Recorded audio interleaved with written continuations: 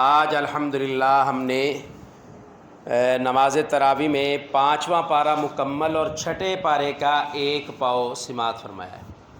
آج ہم نے سوا پارہ نماز تراویح میں سماعت فرمایا ہے۔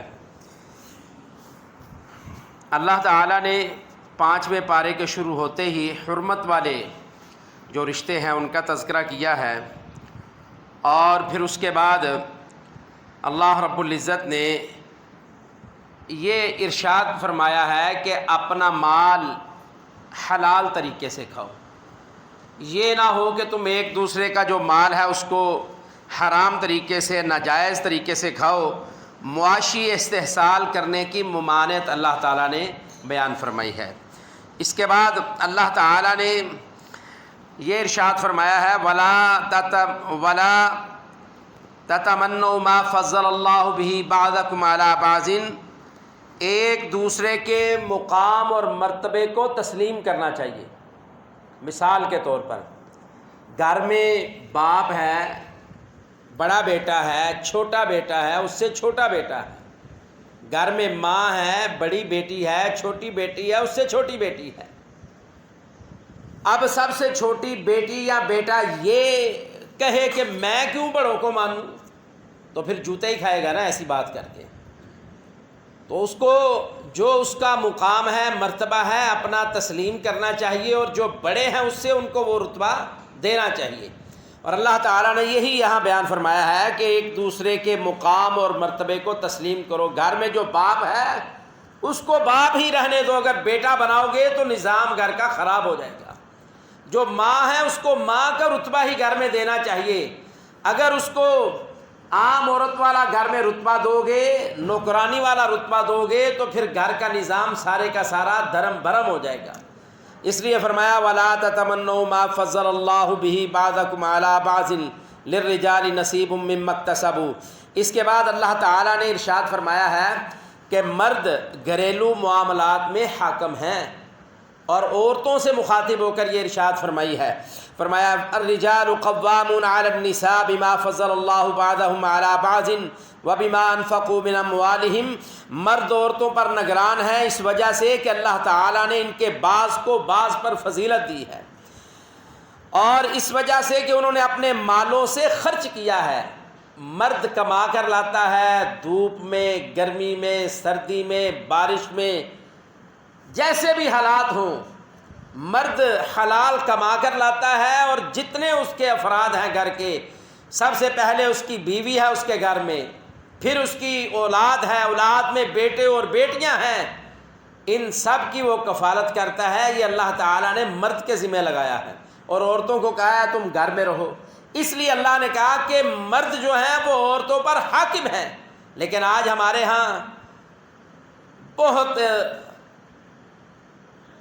کمزوری والی، بہت پستی والی بات یہ ہے کہ اگر اللہ نے ہمیں بیٹیاں نوازی ہیں تو ہم بیٹیوں کو اعلیٰ تعلیم اس لیے دلواتے ہیں کہ ہماری سوچ ہی یہ ہوتی ہے کہ اگر کل کو کوئی مسئلہ آیا تو اپنے کرن جوگی تو ہو جائے گی نا، انہاں تینوں پڑھانا چاہیے۔ انا للہ و انا الیہ راجعون۔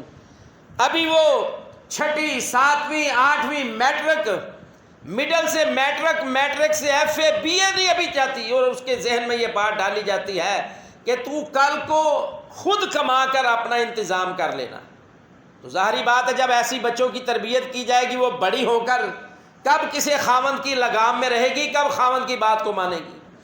اس کے پاس ہنر ہوگا، کمانے والے ہوگی، تو وہ کہے گی میں تو کسی کی پابند نہیں ہوں، میں تو خود آزاد ہوں، کسی کی ڈپینڈنٹ تو نہیں ہوں۔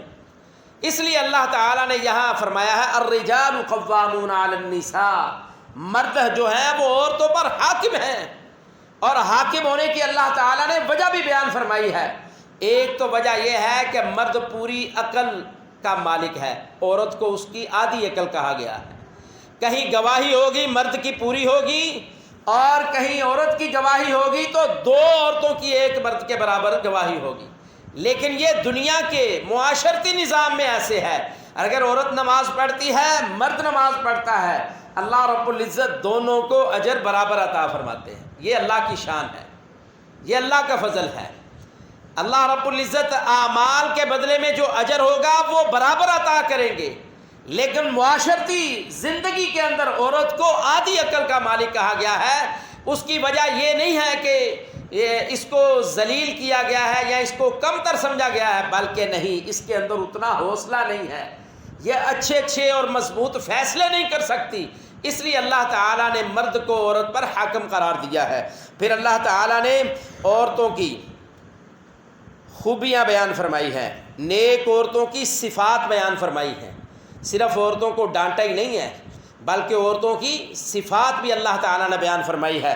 اللہ رب العزت اسی آیت کے اگلے حصے میں فرماتے ہیں فالصالحات قانتات حافظات للغیب بما حافظ اللہ، بس نیک عورتیں فرما بردار ہیں غیر حاضری میں، خامند کی غیر حاضری میں وہ اپنی شرمگاہوں کی حفاظت کرنے والی ہیں، اس لیے کہ اللہ تعالیٰ نے ان کو محفوظ رکھا ہے۔ تو یہ عورتوں کی خوبی اللہ تعالیٰ نے بیان کی ہے۔ اور یاد رکھو الرجال قوامون علی النساء، مرد جو عورتوں پر حاکم ہے، اس بات کی طرف رسول اللہ صلی اللہ علیہ وسلم نے بھی ارشاد فرمایا ہے۔ مسند احمد کی 7109 نمبر حدیث ہے، جناب رسول اللہ صلی اللہ علیہ وسلم کے صحابی عبد الرحمن بن عوف، سیدنا عبد الرحمن بن عوف رضی اللہ تعالیٰ عنہ بیان فرماتے ہیں نبی کریم صلی اللہ علیہ وسلم نے ارشاد فرمایا، سن لو یہ اتنی زبردست حدیث ہے، یہ خواتین کے حق اور حقوق اور ان کی عظمت اور ان کی بلندی اور ان کے اعمال اور ان کی کامیابی اور جنت کی گارنٹی کی حدیث ہے۔ سیدنا عبد الرحمن بن عوف رضی اللہ تعالیٰ عنہ کہتے ہیں رسول اللہ صلی اللہ علیہ وسلم نے ارشاد فرمایا، کہا جو عورت 5 نمازوں کی پابندی کرتی ہے، کتنی نمازوں کی؟ 5 نمازوں کی، ایک دن میں کتنی نمازیں فرض ہیں؟ 5 نمازوں کی پابندی کرتی ہے، پابندی کر کے ان کو پڑھتی ہے، اور دوسرا کام کیا کرتی ہے؟ ماہ رمضان کے مہینے کے روزے رکھتی ہے، اور جو اللہ کے حکم سے ان کو چھوڑنے پڑتے ہیں بعد میں ان کی گنتی پوری کر لیتی ہیں۔ یہ دوسرا عمل ہے۔ کن کے متعلق بات ہو رہی ہے؟ عورتوں کے متعلق۔ تیسرا، رسول اللہ صلی اللہ علیہ وسلم نے ارشاد فرمایا وہ اپنی شرمگاہ کی حفاظت کرتی ہیں۔ 3 عمل ہو گئے، اور چوتھا عمل کیا ہے؟ فرمایا وہ اپنے خاوند کی اطاعت کرتی ہیں۔ یہ 4 کام ہیں۔ کتنے کام ہیں؟ 4 کام۔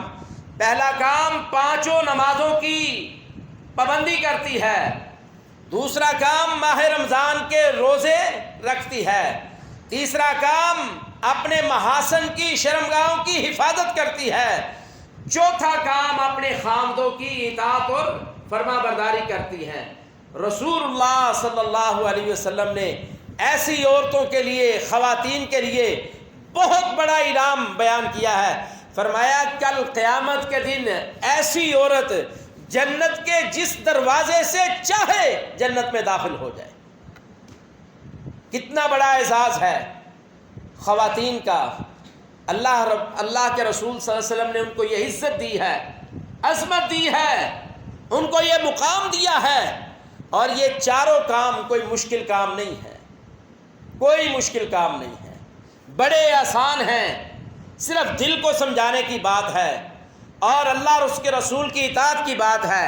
تو سمجھ لو جس عورت نے ان 4 چیزوں پر پابندی کر لی، محافظت کر لی، محاسنت کر لی، وہ سمجھ لے کہ اللہ تعالیٰ کل قیامت کے دن اسے اختیار دے دیں گے کہ جنت کے 8 دروازے ہیں، جس دروازے سے تو چاہتی ہے جنت میں داخل ہو جا۔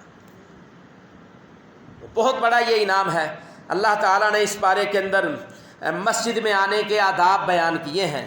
اس سے اگلے رکوع میں کہا جب تم نشے کی حالت میں ہو مسجد کے قریب بھی نہیں آنا، جب تم حالت جنب میں ہو، تم پر غسل فرض ہو، تب بھی تم میں مسجد میں نہیں آنا۔ اب اس کا مطلب یہ نہیں ہے کہ آدمی وہ قرآن کریم کے اسی آیت کا پہلا حصہ ہے یا ایھا الذین آمنوا لا تقربوا الصلاۃ، کہ تم نے نماز کے قریب بھی نہیں آنا، ایمان والو تم نے نماز کے قریب بھی نہیں آنا، حتیٰ لا تقربوا الصلاۃ وانتم سکارا، اس حالت میں جب تمہاری عقل کام نہ کر رہی ہو، تم نے نشہ کیا ہوا ہو۔ اب کوئی بندہ یہی رٹ لگا دے لا تقربوا الصلاۃ، اللہ نے کہا ایمان والو نماز دے قریب بھی نہ آیا جائے، تو اللہ تو خود کہہ رہا ہے نماز نہ پڑھے جے بھائی. تو پوری بات سمجھنی چاہیے. اللہ تعالیٰ نے جو کہی ہے وہ اس حالت میں کہ جب تم نے نشہ کیا ہوا ہو، جب تم پر غسل فرض ہو، حالت جنابت کی ہو، پھر تم نے مسجد کی طرف نہیں آنا. یہ مسجد کے آداب ہیں، یہ کوئی خالہ جی کا گھر نہیں ہے، یہ بیت اللہ ہے، اللہ کے گھر ہیں. ان گھروں میں آنے کے آداب ہیں، ان کا احترام ہے، یہ اللہ کا حکم ہے. پھر اللہ تعالیٰ نے اس بارے کے اندر جہاد کا تذکرہ کیا ہے، اور اس میں ایک ایسا منظر بھی جہنم کا بیان کیا ہے کہ اللہ رب العزت کہتے ہیں کل قیامت کے دن ہم کافروں کو جہنم میں پھینکیں گے. کلما نضجت جلودہم بدلناہم جلودا غیرہا لیذوقوا العذاب. جب ان کے جسم کا چمڑا جل جائے گا نا، یہ جو ہمیں چمڑا نظر آ رہا ہے، جسم کا چمڑا جب جل جائے گا، اللہ تعالی ہمیں اس بدبختی سے، ان سزاؤں سے محفوظ فرمائے. کہا ہم ان کو جہنم میں پھینکیں گے نافرمانوں کو، جب بھی ان کے جسم کا چمڑا جل جائے گا. نضجت جلودہم بدلناہم جلودا غیرہا لیذوقوا العذاب. ہم ان کو نیا چمڑا دے دیں گے، لیذوقوا العذاب، اس لیے کہ ہماری سزاؤں کو، ہمارے عذابوں کو یہ اچھی طرح چکھ لے. اے اللہ ہمیں اس بدبختی سے محفوظ فرما. اے اللہ ہمیں جہنم کے عذاب سے محفوظ فرما. اے اللہ ہم تجھ سے التجا کرتے ہیں. اے اللہ ہماری التجائیں ہیں. اے اللہ ہماری حاجات اور مناجات ہیں تیرے دربار میں. اے اللہ تو جہنم، رمضان المبارک کی ہر رات جہنم سے اپنے بندوں کو آزادیاں دیتا ہے. اے اللہ ہم بھی امیدوار ہیں، ہمیں بھی جہنم سے آزادی دے دے. اے اللہ ہماری گردنوں کو جہنم سے آزادیاں دے دے. اے اللہ ہمارے والدین کی گردنوں کو جہنم سے آزاد کر دے. ہمارے بچوں کو، ہماری عورتوں کو، ہماری بیویوں کو جہنم سے آزادیاں دے دے. اے اللہ ہمارے عزیز و اقارب، دوست احباب، اے اللہ جتنے بھی ہم یہاں جمع ہیں تیرے گھر کے نمازی ہیں، اللہ تجھ سے ڈرتے ہیں. ہمیں معلوم ہے، ہم جانتے ہیں تو ہمارا رب ہے، تیرے علاوہ ہمیں کوئی معاف بھی نہیں کر سکتا. اے اللہ تو ہمیں جہنم سے آزادی دے دے. تو سامعین محترم، یہ بڑا دلدوز اور دردناک عذاب ہے. جسم کانپ جاتے ہیں جب اللہ تعالیٰ ایسے مناظر جہنم کے بیان کرتے ہیں، اور یہ نافرمانوں کو سزائیں ملیں گی. تو اس کے بعد اللہ تعالیٰ نے جہاد کا تذکرہ کیا ہے کہ کمزوروں کے لیے، خواتین، بوڑھے مرد اور بوڑھی عورتیں، مظلوم مسلمانوں کی مدد کے لیے تم اللہ کے راستے میں جہاد کیوں نہیں کرتے. اللہ کہتے ہیں وَمَا لَكُمْ، تمہیں ہو کیا گیا ہے؟ تم کمزور ہو، تم معذور ہو، تم بوڑھے ہو، تمہیں ہوا کیا ہے؟ تم انسان نہیں ہو؟ مومن ہو تو اللہ کو طاقتور مومن پسند ہے. تم میرے رستے میں جہاد کیوں نہیں کرتے؟ تو اس طرح اللہ تعالیٰ نے اس 5ویں پارے کے اندر بہت سارے احکامات بیان فرمائے ہیں. اور پھر 6 پارے میں بھی اللہ رب العزت نے بڑے زبردست قسم کا کفارہ بیان کیا ہے. پھر اللہ رب العزت نے وہاں انبیاء کا تذکرہ کیا ہے. پھر وہاں کلالہ کے حقوق، وراثت کا تذکرہ کیا ہے. اللہ رب العزت سے دعا ہے اللہ رب العزت مجھے اور آپ کو قرآن و سنت کی باتوں کو سن کر اس پر عمل پیرا ہونے کی توفیق عطا فرمائے. اے الہ العالمین، اے مالک ارض و سما، اے خالق ارض و سما، آسمانوں اور زمینوں کے مالک، اے اللہ آسمانوں کی بلندیوں کے مالک، عرش معلّہ کے مالک، اے رحمان اے رحیم، اے اپنے بندوں سے بہت زیادہ پیار کرنے والے، اپنے بندوں سے درگزری کرنے والے، اپنے بندوں سے بہت زیادہ محبت کرنے والے، اے ہمارے رب، ہم تجھ سے التجا کرتے ہیں. اے اللہ ہم مناجات کرتے ہیں. اے اللہ گڑ گڑا کر تجھ سے مانگتے ہیں. اے اللہ تو بڑا کریم ہے، بڑا غفور الرحیم ہے. اے اللہ ہم سب کو معاف فرما دے. اے اللہ ہم سب کو معاف فرما دے. اے اللہ ہمارے صغیرہ اور کبیرہ گناہ معاف فرما دے. اے اللہ ہماری ایسی غلطیاں جو ہم نے جان بوجھ کر کی ہیں، اللہ ہم شرمندہ ہیں. اے اللہ ہم شرمندہ ہیں اپنی غلطیوں پہ. اے اللہ تو ہمیں وہ ہمارے گناہ بھی معاف فرما دے جو ہم نے جان بوجھ کر کیے ہیں. اے اللہ جو بے سمجھی میں گناہ کیے ہیں، اللہ ان کی بھی معافی دے دے. اے اللہ جو ہم نے پہلے گناہ کیے ہیں وہ بھی معاف فرما دے. اللہ جو بعد میں کیے ہیں وہ بھی معاف فرما دے. اے اللہ جو تنہائی میں کیے ہیں، اکیلے بیٹھ کر، اے اللہ جو گناہ کیے ہیں وہ بھی معاف فرما دے. اللہ تو جانتا ہے. اللہ جو اجتماعی میں لوگوں کے سامنے کیے ہیں اللہ ان گناہوں کو بھی معاف فرما دے۔ اللہ تو معاف کرنے والا ہے، معافی کو پسند کرنے والا ہے، تو اس سے بڑھ کر کوئی معاف کرنے والا نہیں ہے۔ اے اللہ ہمارے دلوں کو، اے اللہ ہمارے دلوں کو گناہوں کی دلدل سے صاف کر دے۔ اے اللہ ہمارے دلوں کو، دلوں کے زنگ کو اے اللہ ایمان، روشنی، توحید، اے اللہ اصلاح کے ساتھ صاف کر دے۔ اے اللہ ہمارے بیماروں کو شفائے کاملہ عاجلہ عطا فرما۔ اے اللہ تیرا بندہ مرزا رشید بیمار ہے، اے اللہ مستری عطا اللہ اور ضیاء اللہ صاحب، اے اللہ ہمارے بھائی عبد الرحمن اور بابا جی باری پٹھان صاحب اور بابا عاشق، اے اللہ جتنے بھی ہمارے جاننے والے ہیں، جس نے بھی دعا کی درخواست کی ہے، بھائی ایوب ہنجرا صاحب ہیں، اللہ ان سب کو صحت تندرستی عطا فرما۔ اے اللہ اویس کی والدہ کو صحت تندرستی عطا فرما۔ اے اللہ فہد جی کی والدہ کو صحت تندرستی عطا فرما۔ اے اللہ جس نے بھی دعا کی درخواست کی ہے اللہ ان سب کو صحت تندرستی عطا فرما۔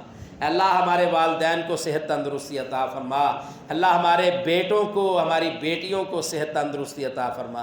اے اللہ ہماری گھر کی جو خواتین ہیں اللہ وہ روزہ بھی رکھتی ہیں، سحری اور افطاریوں کا بھی انتظام کرتی ہیں، اللہ ان کے ان اعمال کو اپنی بارگاہ میں قبول فرما لے۔ اللہ ان کو بھی صحت تندرستی عطا فرما۔ اے اللہ ہمارے جو فوت شدگان ہیں اللہ ان کی قبروں کو منور فرما۔ اے اللہ ان کی قبروں کو منور فرما۔ اے اللہ ان کی قبروں کو تا حد نگاہ وسیع و عریض فرما۔ اے اللہ ان کی قبروں کو جنت کے باغوں میں سے باغ بنا۔ اے اللہ ان کے لیے آسمان سے جنت کا لباس نازل فرما۔ اے اللہ ہمارے جو عزیز و اقارب فوت ہو چکے ہیں، اے اللہ ہمارے رشتہ دار جو اس دنیا سے جا چکے ہیں، ہمارے نمازی جو اس دنیا سے جا چکے ہیں، اے اللہ ہمارے ہمسائے جو اس دنیا سے جا چکے ہیں، اللہ بوڑھے بچے جوان کسی عمر میں بھی تیرے پاس آئے ہیں، اللہ ان کو جنت کا بستر عطا فرما، جنت کا لباس عطا فرما۔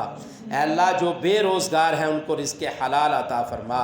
اے اللہ جو بے اولاد جوڑے ہیں اے اللہ ان کو اولاد عطا فرما دے۔ اے اللہ ان کی گودوں کو ہرا کر دے، ان کے دامن میں خوشیاں بکھیر دے۔ اے اللہ ہمارے عبادات ریاضات اپنی بارگاہ میں قبول و منظور فرما لے۔ اللہ تو دعاؤں کو سننے والا ہے، التجاؤں کو سننے والا ہے، دلوں کی حالتوں کو جانتا ہے۔ اے اللہ ہم چاہتے ہیں تو ہم سے راضی ہو جا، تو ہمیں معاف فرما دے۔ اے اللہ اس کتاب قرآن کریم کو ہمارے لیے ہدایت کا سرچشمہ بنا دے۔ اے اللہ ہمیں زندہ رکھ دین پر، دین اسلام پر۔ اے اللہ مجاہدین کی حفاظت فرما۔ اے اللہ شہداء کی قربانیاں قبول فرما۔ اے اللہ ہمیں موت دے تو شہادت جیسی عظیم موت عطا فرما۔ سبحانک اللہم بحمدک اشہد